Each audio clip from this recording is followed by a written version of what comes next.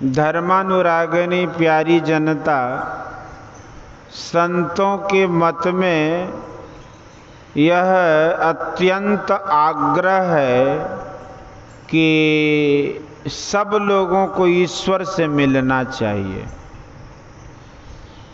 पहले ईश्वर स्वरूप का निर्णय जानना चाहिए, फिर ईश्वर से मिलने का यत्न जानना चाहिए और उनसे मिलने का यत्न करना चाहिए तथा जो आचरण अपेक्षित है वह आचरण करना चाहिए।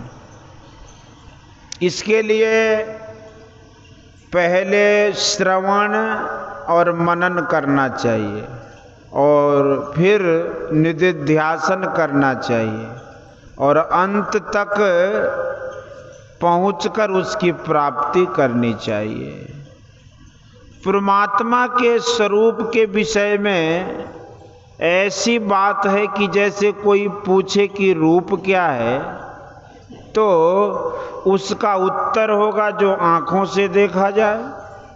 उसी तरह ईश्वर क्या है तो उसके लिए यही कहना बिल्कुल ठीक है कि जिसको आप अपने से यानी चेतन आत्मा से न कि इंद्रियों से पहचाने वह ईश्वर है। सब लोगों को यह जानना चाहिए कि यह समझ में आना कोई कठिन नहीं है कि जीवात्मा शरीर में है, किंतु शरीर जीवात्मा नहीं है। लोग जानते हैं कि मृत्यु होती है, शरीर से जीव निकल जाता है, शरीर को जला देते हैं।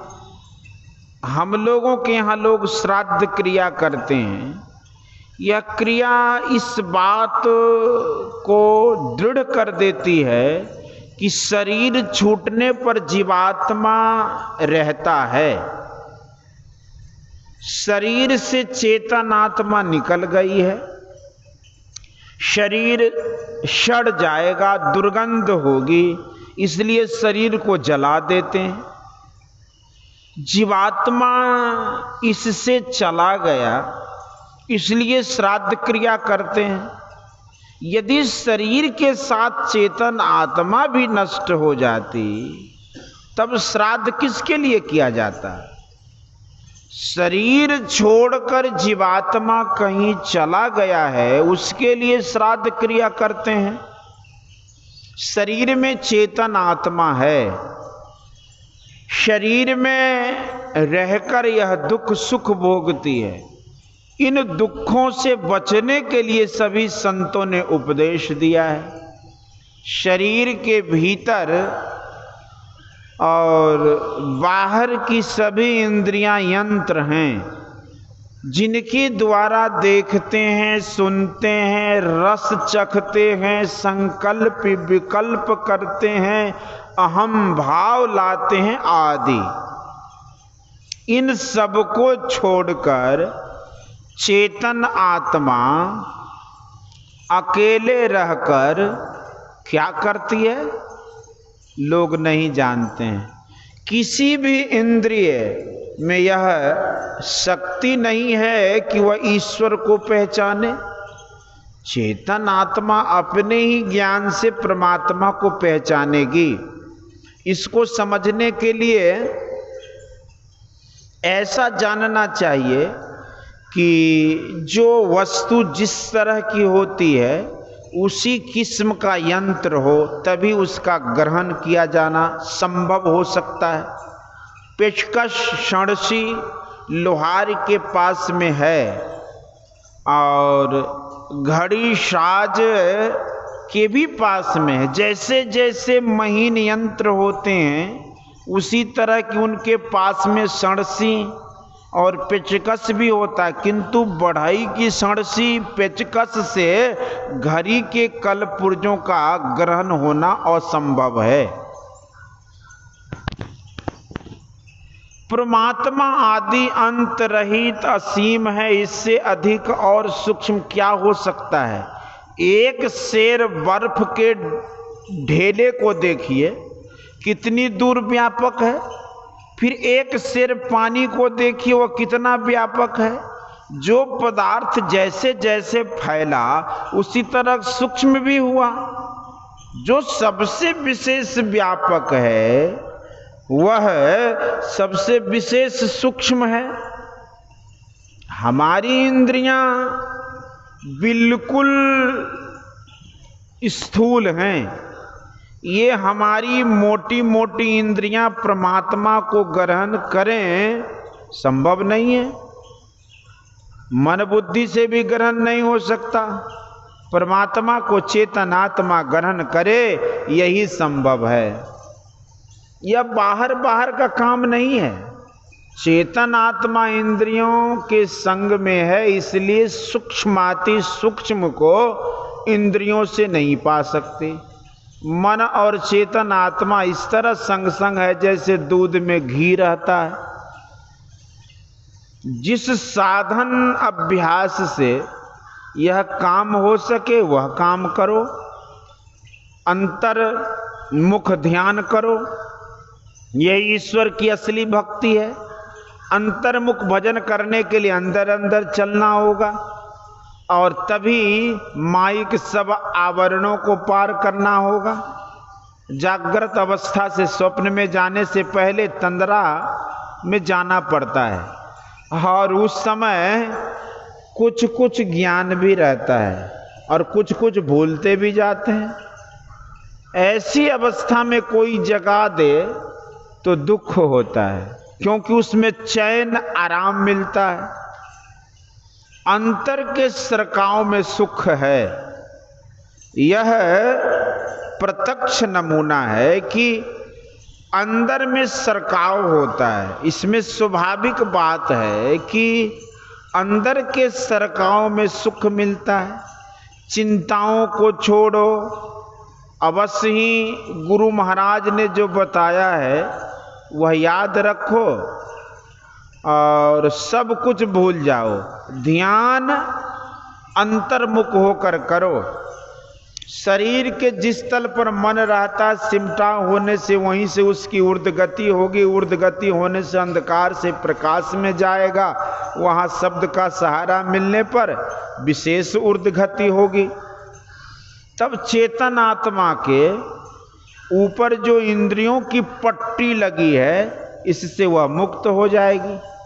तब वह अपने को और परमात्मा को भी पहचान लेगी। ऐसा ध्यान करो कि पूर्ण सिमटाव हो और सिमटाव में ऊर्ध्वगति हो। ऊर्ध्वगति में आवरण भेदन होगा, फिर परमात्मा की प्रत्यक्षानुभूति होगी। स्थूल, सूक्ष्म कारण और महाकारण, इन चारों जरावरणों से पार उतरने पर तब वह स्वयं रहता है। सूक्ष्म रूप रंग में वह देखा नहीं जा सकता। चारों खोलों के उतर जाने पर परमात्मा की प्राप्ति होती है। जहाँ अपनी पहचान होती है वहीं पर परमात्मा की भी। स्थूल मंडल का रूप अंधकार है। अंधकार से पार गुजरने पर प्रकाश पाता है। ब्रह्म के प्रकाश की ओर खींच जाता है। इसमें ज्योति का बड़ा आग्रह है। पहले ब्रह्म ज्योति का, फिर ब्रह्मनाद का सहारा होता है। संतों की ज्ञान का यही रहस्य है। संतों ने मनो निरोध के लिए जो बतलाया वह बड़ा ही सरल है। नैति धौती करने की जरूरत नहीं है। भोजन उतना करो जितना पच सके। न बेसी खाओ न कम खाओ, न बेसी सो न बेसी जगो। मध्य में रहकर जगो, बैठो, ध्यान करो। किसी नाम में विशेष महत्व है, किसी में कम, ऐसा नहीं। राम, कृष्ण, गॉड, ला सब एक ही हैं। जब जप के लिए ऐसा शब्द अवश्य होना चाहिए जो गुरु बतलावें। ऐसा जप करो कि मन भागे नहीं, एकाग्र मन से जपो। जप हो तो समझो कि मन बहुत बहका नहीं, तब जप हुआ। फिर उसके एक रूप का ध्यान करो, जो जिस रूप में रहता है उसके शरीर का ध्यान करो। पहले किसी एक पर श्रद्धा रखकर उसका ध्यान करो। कोई एक रूप बिना अंग प्रत्यंग के नहीं रहता, इससे ऐसा ध्यान करो जो अंग प्रत्यंग के बिना हो, वही है बिंदु। यह भगवान का सूक्ष्म रूप है। पेंसिल की नोक जहां पड़े वहीं बिंदु होता है। स्थूल में पूर्ण सिमटाव होने से स्थूल ज्ञान से ऊपर उठ जाता है। भेद की बात किसी जानकार से जानो, वे जो कहें, जैसा ध्यान करने के लिए बतलावें वैसा करो। गुरु का काम है सिखलाना और शिष्य का काम है उसे करके बताना। गुरु नाम है ज्ञान का, शिष्य सीख ले सोए, ज्ञान मर्याद जाने बिना गुरु और शिष्य न कोई। संत कबीर साहब। जो गुरु स्वयं ध्यान करते हों और दूसरों को बताते हों, वे जिन कर्मों की मनाही करें उन कर्मों को छोड़ो। झूठ, चोरी, नशा, हिंसा और व्यभिचार मत करो। मत्स्य मांस का भोजन नहीं करो। मछली पानी में रहती हुई दुर्गंधित रहती है। स्नान करने से जो पवित्रता होती है, ध्यान में उससे विशेष पवित्रता होती है। खुजलाहट होने पर नोचने से कीड़े मरते हैं, यह अनिवार्य हिंसा है। खेती करने, औषधि सेवन करने में जो हिंसा होती है वह अनिवार्य हिंसा है।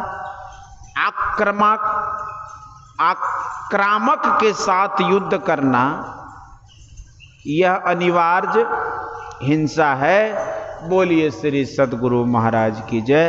यह प्रवचन शिक्षक प्रशिक्षण केंद्र टीकापट्टी पूर्णिया में दिनांक 9/5/1954 ईस्वी को रात्रिकालीन सत्संग में हुआ था। बोलिए श्री सद्गुरु महाराज।